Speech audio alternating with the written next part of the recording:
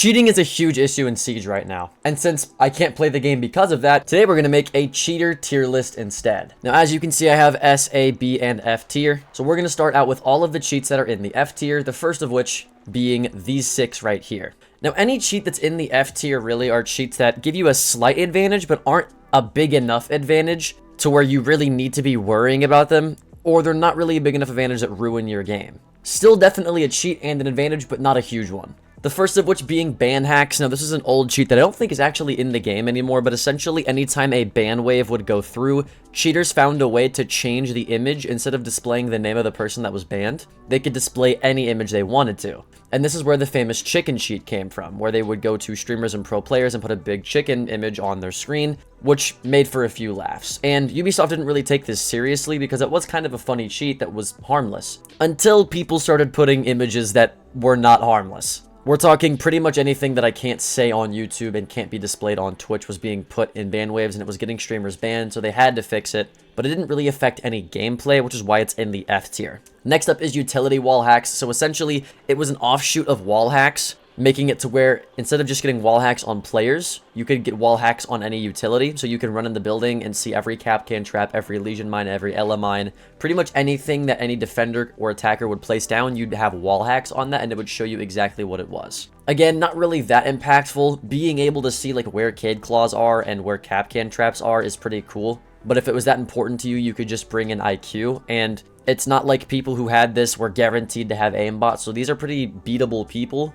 which is why I put them in the F tier. They're not completely unbeatable, as you will see with people who are in the S tier with S tier cheats. Next up is a hipfire hack. It essentially makes it to where your hipfire accuracy is completely 100% dead on every time. So you could run in the building with an LMG, hip firing, and it have laser accuracy, essentially making it to where you're playing CSGO.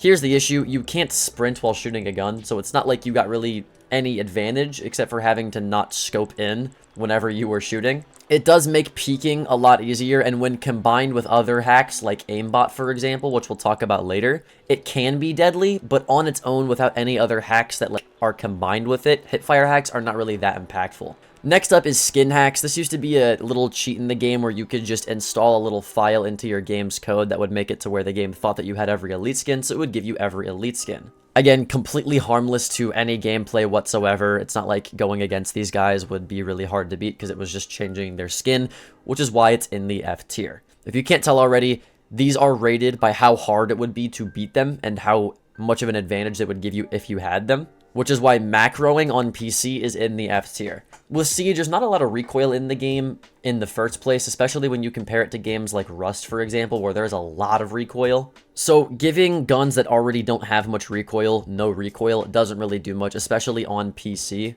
So I put it in the F tier because really beating people that are macroing is pretty easy.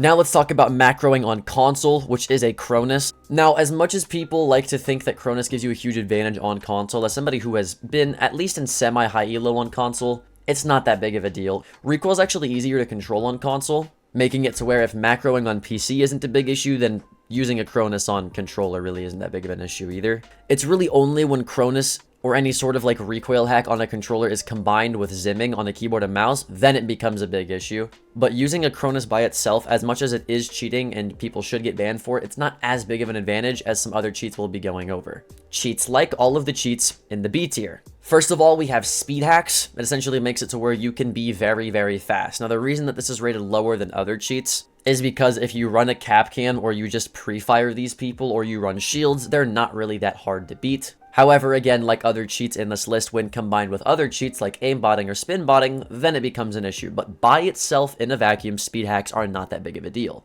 The same thing with infinite ammo. Now, the big thing with infinite ammo is that people can just pre-fire and never stop pre-firing. I don't think this is a cheat anymore, but I know that when spinbotting was an issue, and when the infinite Cali bullets were an issue, this infinite ammo hack was technically a cheat that people could get. It was more of a cheat that you got when you bought other cheats, from my understanding. Let me know in the comments if I'm wrong, but again, not that big of a deal in a vacuum by itself. Next up is Triggerbot. Now, the reason Triggerbot is on this list is because it can give you an advantage on certain guns. For example, if you want to have a gun that has a very high rate of fire, have an even higher rate of fire, you would just get a Triggerbot that would press the trigger faster than the normal rate of fire would shoot out of the gun. For example, people would shoot R4C. Me and you, we both just hold down left click to shoot the R4C. But people would install a trigger bot that would essentially make it to where when you would press left click one time, the game would press left clicked multiple times until the mag was empty at a faster rate than bullets would normally come out of the gun. So you would have an R4C that actually shot faster than a regular R4C with these hacks, which can be dangerous when you have guns that are balanced by having a low rate of fire. It can give you an advantage when you're pre-firing, especially on high rate of fire weapons. But other than that, it's not really that big of a cheat. Now, for the final cheat in the B tier, we're going to go over Zimming. I do think that when it comes to console cheats, Zimming is a lot more of an issue than using a Cronus or using a Strike Pack. Being able to use an entire keyboard and mouse, especially against controller players, is a huge advantage. The movement's easier, the recoil's easier since you're still technically on console, and console recoil is easier than PC recoil. And then also your opponents have, on average, worse aim than you, so you just get a huge advantage that a lot of people don't get. Now that we've gone over the B and F tier, though, it's time to start getting into cheats that are pretty game-breaking. Like, if you have these cheats, the chances of you losing the game are pretty close to zero. They're not game-breaking and completely impossible to counter, but they're very, very hard to go against. First up in the A tier, we have invisibility hacks. You essentially used to be able to just go invisible. People would really do this as a troll because only like 5 people had this cheat, and they would do it with Sledge. They would go invisible and they would hit you with a sledgehammer. This is different than the glitch that allowed you to go invisible as IQ or as Clash. That was a glitch. There was specifically a hack, though, that allowed you to go invisible, but not a lot of people used it, and it's not really around today. Next up is Shield and Vulnerability. Now, this is 2 cheats packed into one. So, essentially, Shield and Vulnerability made it to where if you were going against a shield, the shield just wouldn't exist, and you could shoot through it and knife through it. And in that same cheat, if you were ever behind a shield, you could make it to where the shield existed for the enemy, but not for you, allowing you to actually shoot behind your shield, but them not being able to shoot you back. Now, that specific one was a glitch on Clash that people were using, but on Monty, it was actually a cheat. It's a common misconception. So it is still a cheat that people had to worry about, and when you had to worry about it, it was pretty much almost impossible to go against. Unless you were just running traps, you weren't peeking the shield, or you were using some sort of explosive to kill the shield. Next up is flying hacks. Now, this allowed you to fly. It's pretty simple to explain. Now, it did depend. There were some fly hacks that would allow you to essentially just teleport into the air and then fall, and teleport into the air and fall. So it looked like you were flying for a few seconds and then you'd come back down. Or there were hacks that would make it to where you would fly up in the air and stay there. Now, again, flying is a pretty big hack, but it was only really broken, like S tier broken, when it was combined with spin botting and aimbot. Then it was a really big issue, but flying in and of itself is a less of an issue than those hacks that I'll be talking about, but still a pretty big advantage. I mean, if you're flying, you could easily shoot people that don't expect you to be in the air like Jesus. Next up is reinforced bullets. Now, these bullets allowed you to shoot through reinforcements. People coded the bullets in the game to make it to where it would make a maverick hole in the wall, allowing you to just mav trick walls with your bullets, or just shoot through hatches and walls that were reinforced with bullets. A pretty deadly cheat, making reinforcements pretty much useless, deployable shields as well. The only thing you really could do is run ballistic shields or play Clash. But back then, Clash didn't have her rework, so you couldn't even shoot back. It was a really broken cheat.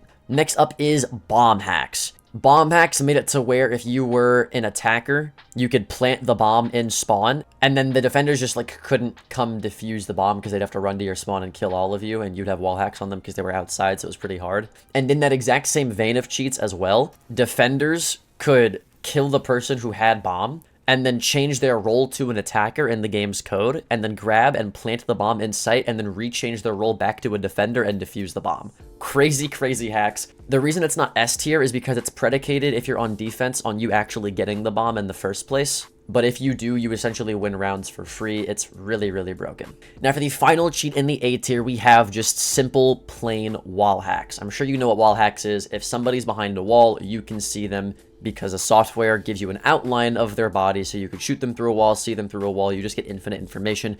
Really, really broken. If people are going full blatant with wall hacks, it becomes A tier. If they're closeting, it honestly becomes like a B tier cheat. But if they're going full blatant, they're just going to shoot you through floors, shoot you through walls, and there's nothing you can really do about it except for running shields or running traps predicated on the fact that they don't also have utility wall hacks. But utility wall hacks was an actual hack that was only with a certain cheat provider, and that cheat provider doesn't make cheats for Siege anymore. So wall hacks aren't really an S tier cheat like they used to be, they're more of an A tier cheat. But now that we've gone over pretty much every cheat that isn't completely unbeatable and game breaking, it's time to go into those cheats that are completely unbeatable, which is the S tier cheats. Now in the S tier cheats, we have some heavy fucking hitters.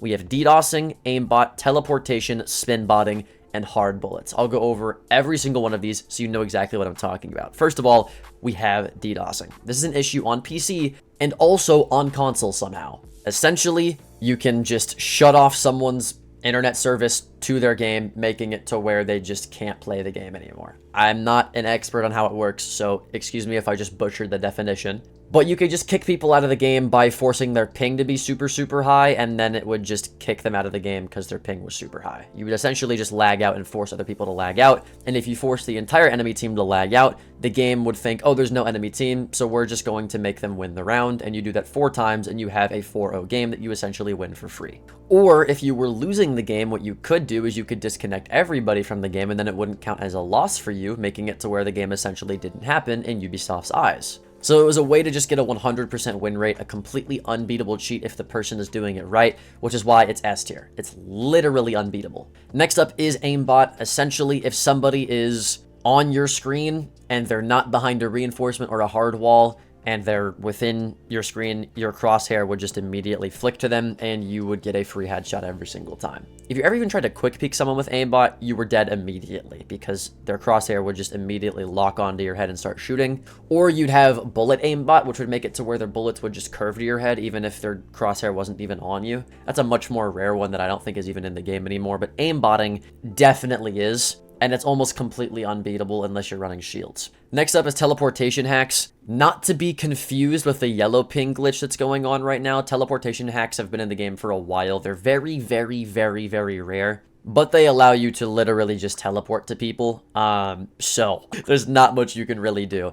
This was paired a lot with the invisibility hack that was going on with Sledge. But you'd go invisible, teleport to people, and sledgehammer them. That was pretty much the cheat. Pretty unbeatable. Next up is spin botting. So spin botting is literally just aimbotting, but you're spinning and shooting with infinite ammo the entire time, which means not only are you aimbotting to everybody on your screen, but because you're spinning in a 360 at a rate that's so fast, everywhere around you is your entire screen. So anywhere around you, you can aimbot to, making it to where literally anybody on the map you immediately kill within like 5 seconds of being in the building. Completely broken, very unbeatable, and some spin botters are even able to shoot through shields, so there's no way to counter this one. Now the final one is hard bullets. Just like how reinforced bullets make it to where you can shoot through reinforcements, hard bullets make it to where you can shoot through hard walls. So imagine being on PC and you're going against somebody who can shoot you through the map. Like they're in the bomb site and you're in spawn and they can shoot you through unbreakable and unshootable surfaces. I'm not even talking about reinforcements. I'm talking about unbreachable surfaces. Like walls that you can't open with any sort of utility or bullets, like actual hard walls. People can shoot these with hard bullets, making it to where you can't do it literally anything at all because they can also shoot through shields, and there's not a surface they can't shoot through, so they're just going to shoot you through a wall and you can't do anything. It's completely broken and unbeatable. But with that out of the way, that is it for today's video. Let me know if I missed a cheat down in the comments. I stream every single day on Twitch if you want to check that out. But for now, check out this next video, and I'll see you there.